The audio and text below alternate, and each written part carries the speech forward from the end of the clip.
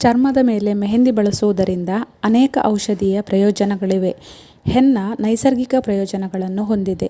ಇದು ದೇಹಕ್ಕೆ ತಂಪು ಬೀರುವುದರಿಂದ ಒತ್ತಡವನ್ನು ಕಡಿಮೆ ಮಾಡುತ್ತದೆ.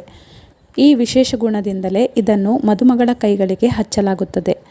ಇದು ನರಗಳ ಮೇಲೆ ತಂಪು ಪರಿಣಾಮವನ್ನು ಬೀರುವುದರಿಂದ ದೇಹವನ್ನು ಸಡಿಲಗೊಳಿಸುತ್ತದೆ. ಇದು ಉರಿಯೂತವನ್ನು ಕಡಿಮೆ ಮಾಡುತ್ತದೆ. ಮೆಹಂದಿ ಎಲೆಗಳನ್ನು ನೀರಿನಿಂದ ಸುತ್ತಿ ಕೈಯಲ್ಲಿ ಇಡುವುದರಿಂದ ಅನಾರೋಗ್ಯದ ಸಮಯದಲ್ಲಿ ದೇಹದ ಉಷ್ಣತೆಯನ್ನು ಕಡಿಮೆ ಮಾಡಲು ಸಹಾಯ ಮಾಡುತ್ತದೆ.